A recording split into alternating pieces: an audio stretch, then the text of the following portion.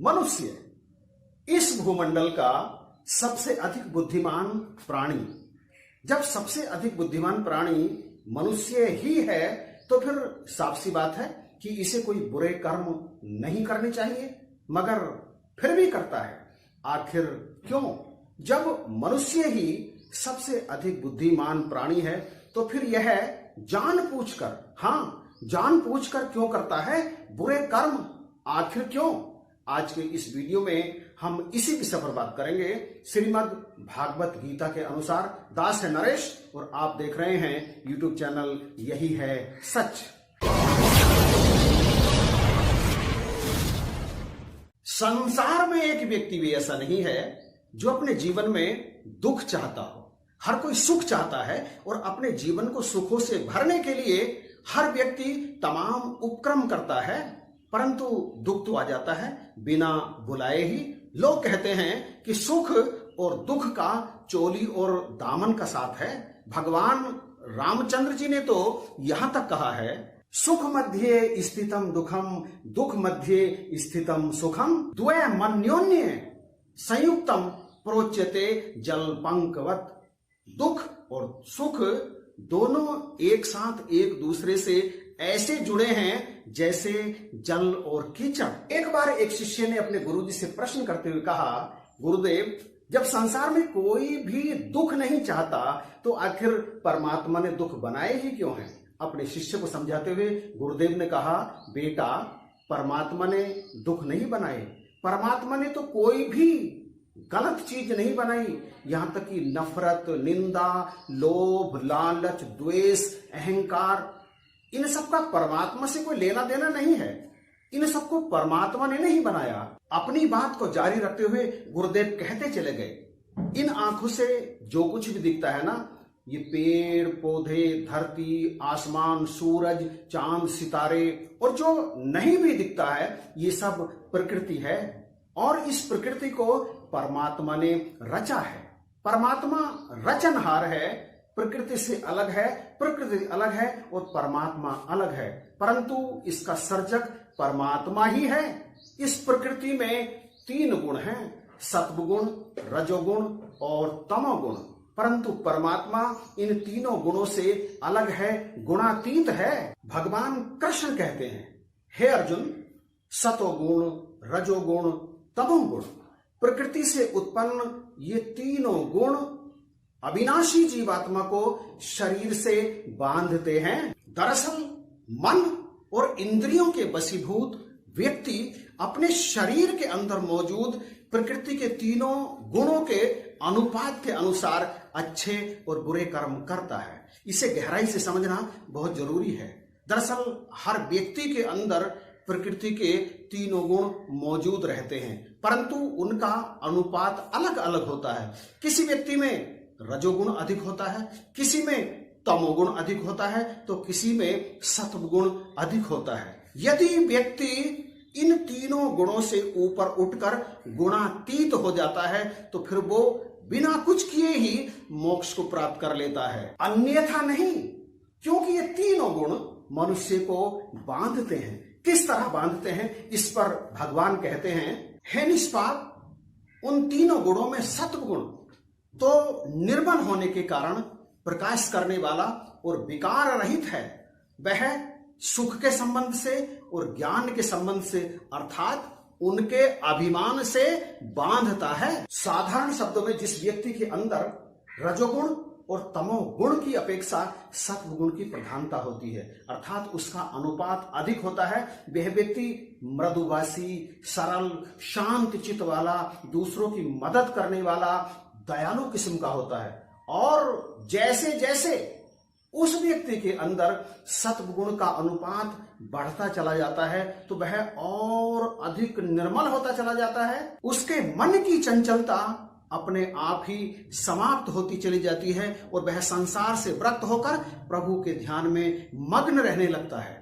उसके चित्त और मन में आलस्य और दुख का सर्वथा अभाव होता चला जाता है और ऐसा होने पर उसे लगता है कि अब मैं सुखी हो गया हूं। यह सुखी होने का सूक्ष्म सा अहंकार उसके अंदर जब उत्पन्न होता है ना, तो यह अहंकार उसे बांध लेता है और वो मोक्ष से वंचित हो जाता है। अर्जुन को रजोगुण के संबंध में बताते हुए भगवान कहते हैं, हे अर्जुन, राग रूप रजोगुण को कामना और आसक्ति से उत्पन्न जान। यह जीवात्मा को कर्मों और उनके फल के संबंध से बांधता है। यद्यपि कर्म का फल मिलना परमात्मा की प्रकृति में है, तथापि जो व्यक्ति कर्म में आसक्ति रखता है, जो कहता है कि मैं कर्म करता हूं इसलिए मेरा घर चलता है, मैंने कर्म किया इसलिए ये इतना बड़ा एम्पायर खड़ा हुआ, तो समझना चाहिए कि उसके अंदर रजोगुण की प्रधानता है। कामना और आसक्ति रजोगुण बढ़ाते हैं। रजोगुण कामना और आसक्ति को बढ़ाता है। दोनों एक दूसरे से बिल्कुल इसी तरह से जुड़े हुए हैं जैसे बीज और वृक्ष।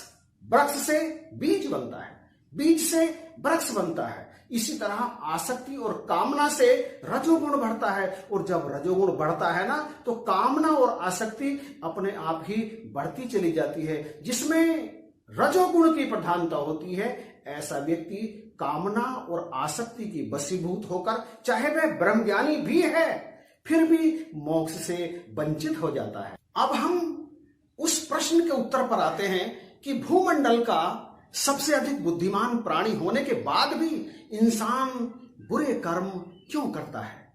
तमोगुण की अधिकता के कारण। जिस व्यक्ति के अंदर रजोगुण और सत्वगुण का अनुपात बहुत कम होता है और तमोगुण का अनुपात बहुत अधिक होता है, वह व्यक्ति बुरे कर्म करता है।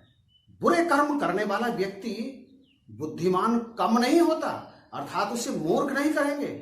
उसके अंदर बुद्धि कम भी हो सकती है और बहुत अधिक भी हो सकती है, परंतु उसके अंदर विवेक नहीं होता। और बड़े मजे की बात कि वह व्यक्ति बुरे कर्म करने के बाद भी उसे लगता है कि उसने कोई गलत काम किया ही नहीं। वो बुद्धिमान है, लेकिन उसे लगता है कि उसने कोई गलत काम किया ही नहीं। यह है बड़े मजे की बात। तमोगुण इंसान को ऐसा अपने चक्र में बांधकर रखता है। भगवान कहते हैं, हे अर्जुन, देहाभिमानियों को मोहित करने वाले तमोगुण को तू अज्ञान से उत्पन्न जान। यह जीवात्मा को प्रमाद, आलस्य और निंद्रा से बांधता है। भगवान कहते हैं, अज्ञान से तमोगुण और तमोगुण से अज्ञान बढ़ता है। इनका संबंध भी बिल्कुल बीज और वृक्ष की तरह है। मन और इंद्रियों की व्यर्थ की चेष्टाओं और शास्त्र विरुद्ध कार्यों में लगा रहना प्रमाद कहलाता है। कर्तव्य कर्मों को टालना, उन्हें समय पर ना करना आलस्य है। तंद्रा, स्वप्न, सुसुप्ति, इन सब का नाम निंद्रा है, नींद। तामसी व्यक्ति इनके वशीभूत रहता है। वह अज्ञानता में गलत कर्म करता है। जानबूझकर किए गए गलत कर्म भी वास्तव में अज्ञानता के द्वारा ही किए जाते हैं। भगवान कहते हैं, सत्वगुण सुख में लगाता है, रजोगुण कर्म में लगाता है, और तमोगुण वह तो व्यक्ति के ज्ञान को ढककर प्रमाद में लगाता है। प्रमाद अर्थात शास्त्र विरुद्ध कार्य करवाता है इंसान से, और इंसान का उसके मन और इंद्रियों से नियंत्रण जाता रहता है। तमोगुण की अधिकता ही व्यक्ति से बुरे कर्म करवाती है। ये तीनों गुण निरंतर बढ़ते रहते हैं। भगवान कहते हैं, हे अर्जुन, रजोगुण और तमोगुण को दबाकर सत्वगुण बढ़ता है, सत्वगुण और तमोगुण को बढ़ाकर रजोगुण बढ़ता है, और रजोगुण और सत्वगुण को दबाकर तमोगुण बढ़ता है। व्यक्ति में मौजूद तीनों गुणों में जो वृद्धि होती है ना, जो बढ़ोतरी होती है, श्रीमद् भागवत के अनुसार वो इन 10 कारणों से होती है। ये 10 के 10 पदार्थ जिस गुण से युक्त हो जाते हैं उसे बढ़ा देते हैं। दूसरे शब्दों में, यदि किसी तमोगुणी व्यक्ति के तमोगुण से इनका मैच हो जाता है तो ये उस व्यक्ति में इतना अधिक तमोगुण कर देते हैं कि वो चाहकर भी बुरे कर्मों को छोड़ नहीं पाता, करता चला जाता है। परंतु भगवान कहते हैं कि तमोगुणी व्यक्ति अंततः मरने के बाद कीट योनि को और कीट पतंगों और जानवरों की योनियों को प्राप्त करता है, और फिर बहुत काल तक वो नरकों में कष्ट भोगता है। आगे कहते हैं कि यदि कोई तमोगुणी व्यक्ति बुरे कर्म करने वाला व्यक्ति अच्छे कर्म करना चाहता है, अपने तमोगुण को दबाकर सत्वगुण को बढ़ाना चाहता है, तो उसे यह करना चाहिए कि वह अपने तमोगुण को दबाकर रजोगुण और सत्वगुण को बढ़ाने का प्रयास करे, और इस प्रयास में उसे सफलता मिलेगी। अच्छे लोगों में बैठने से, सत्संग करने से वो नित्य निरंतर अपने मन को दबाकर, मारकर मन उसका सत्संग में जाने को नहीं करेगा, तो वो उसे हटा के एक तरफ बैठा करके कि तू इधर हट, मुझे सत्संग में जाना है, जबरदस्ती मन को मारकर वो सत्संग में जाए, अच्छे लोगों की संगत करे और अच्छे लोगों में बैठे, शास्त्र पढ़े, धर्म शास्त्र पढ़े, अच्छी अच्छी बातें करे। यदि वो ऐसा करने का प्रयास करता है तमोगुण को जबरदस्ती दबाकर, तो धीरे धीरे धीरे धीरे उसके अंदर सत्वगुण में और रजोगुण में वृद्धि होने लगेगी, और फिर बहुत समय नहीं, कुछ समय के बाद ही ऐसा होगा कि वो व्यक्ति सुधर जाएगा, अच्छे कर्म करने लगेगा, वो साधु के समान हो जाएगा। तो आज के इस वीडियो में अब दास आपसे इजाजत चाहेगा। आपकी टिप्पणी का दास इंतजार करेगा। वीडियो पसंद आया है तो लाइक जरूर कीजिएगा और इसे शेयर करना तो बिल्कुल भी मत भूलना। इस वीडियो में जो भी तथ्य दिए गए हैं श्रीमद् भागवत पुराण के अनुसार और श्रीमद् भागवत गीता के अनुसार दिए गए हैं, भगवान की वाणी है, कोई भी बात बढ़ा चढ़ाकर इसमें नहीं की गई है। और एक रिक्वेस्ट और कर दूं आपसे, यदि अभी तक आपने इस चैनल को सब्सक्राइब नहीं किया है तो प्लीज सब्सक्राइब करके बेल आइकन को प्रेस कर दीजिएगा। इन्हीं शब्दों के साथ जय हिंद, जय भारत।